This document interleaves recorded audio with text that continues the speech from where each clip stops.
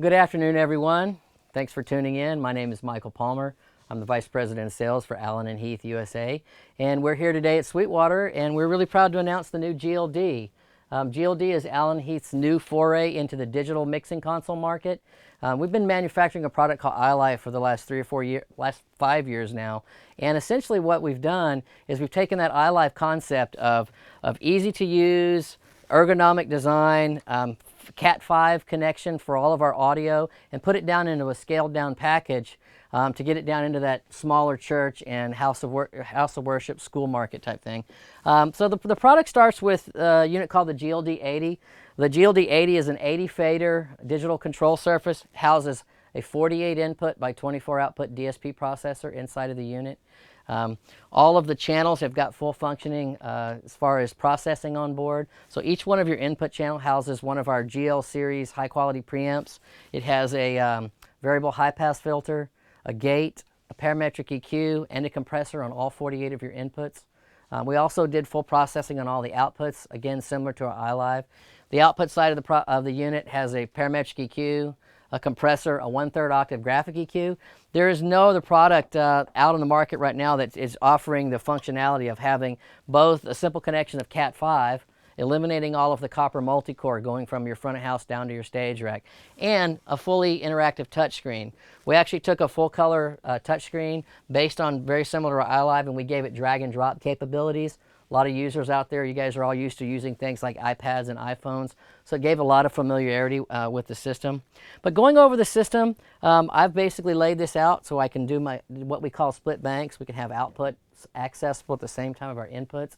It's a really neat feature in a live environment of being able to grab specific functions very quickly. And just going down the channel strip, we have things you would expect in the console: mute.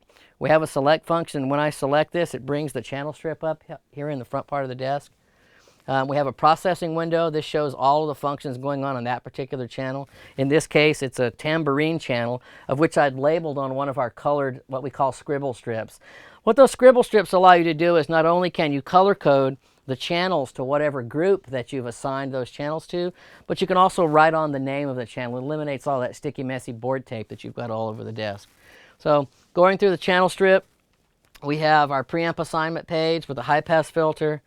We have a gate, and the gate also gives you what we call a gate function over time. So it actually shows you when the gate's opening and closing. We have our parametric EQ, gives you a nice little pretty graph there, so when you're going on, it's very visual, interactive as far as that when you're adjusting things like EQ. We have a compressor on board, obviously. That also has the gain reduction over time. Connection to the console, we actually have two different products called what we call audio racks. The two different audio racks available is one I actually have here. This particular product is called the AR2412, and that's a 24 input, 12 output main stage rack. We have a second product called the AR84, which is an 8x4 box. By connecting those together with a combination of the single AR2412 and two of the AR84s, that gives us our channel count of 48 inputs by 24 outputs. So as we start going over the console a little bit, there's some additional little functions. I showed you guys just a minute ago an input processing, and we can go and we can look at an output processing strip. I actually have laid out a few aux ins over the top of this. In this case, for the demonstration, I laid out 6 aux ins, and I laid out 2 stereo auxes, which would be a very typical scenario in a school or small church where they're doing kind of a combination of some floor wedges and some in-ears. So if we go to an output channel, we notice the output channel looks slightly different. On an output channel, we don't have a gate or a preamp because you wouldn't have that on an output. But on the output, as I look into these little square windows, I have my parametric EQ, I have my compressor, but there's a button down on the desk here called GEQ fader flip, and if I press that, it actually pulls up a graphic EQ on every single output. So I actually have a full 31 band graphic EQ on all of my aux ins, my main outs, all of my group outs. Every single output has that on board. And simply by just moving these faders up and down, it's great for people that need to notch out things like feedback and just basically doing some basic room tuning. I have all that capability. In this particular case, I have aux1, and I have its EQ sitting next to it. If I just hit that EQ fader flip button, I'm back out of that, and I'm back to the inputs again. So again, all these inputs have that functionality. I have an overview page. I can go back and look at all that. So we have tons of processing on the in and the out. at the price point that this thing is coming out, which we'll get to in a little bit, it's pretty amazing. Going to the effects processors, we actually have 155 different effects built into the system. Those include, there's 48 different types of reverb, we have 16 different types of delay, including tap tempo delay, ping pong delay.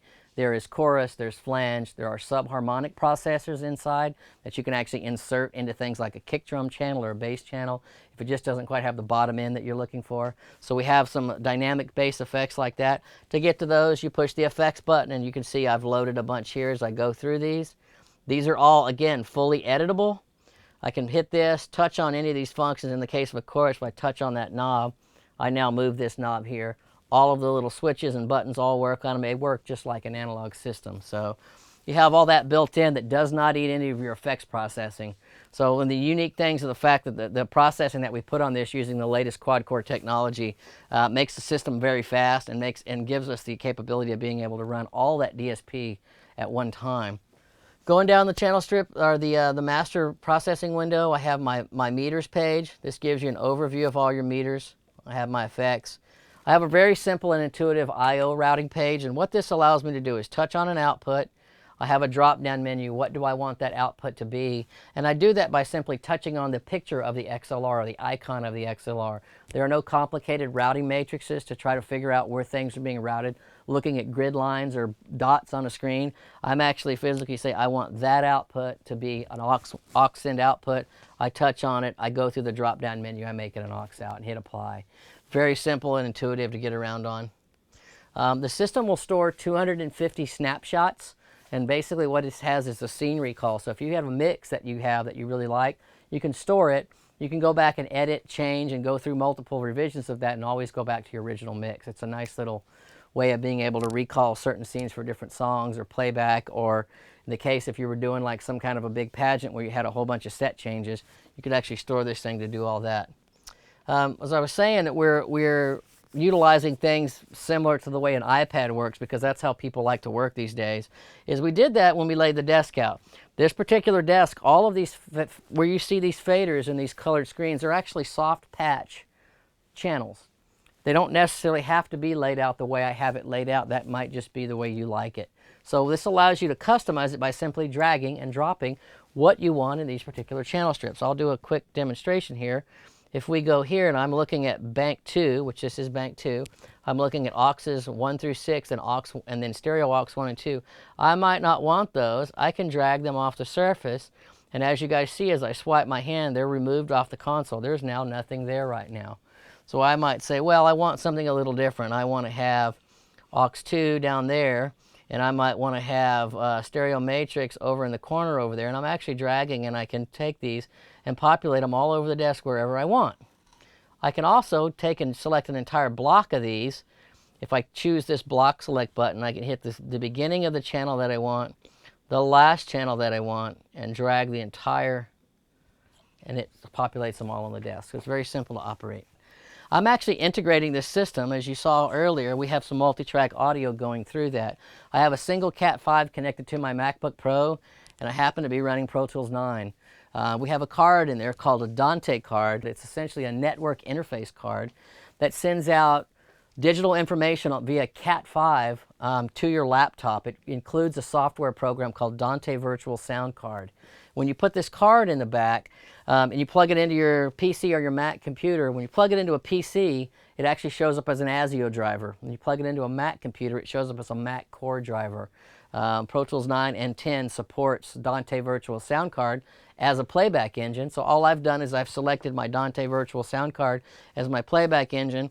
I can now capture anything that I have mixed live onto the laptop, and I can play it back through the system and do virtual sound check, all with a single Cat 5 connected to a laptop. So I've got recording package.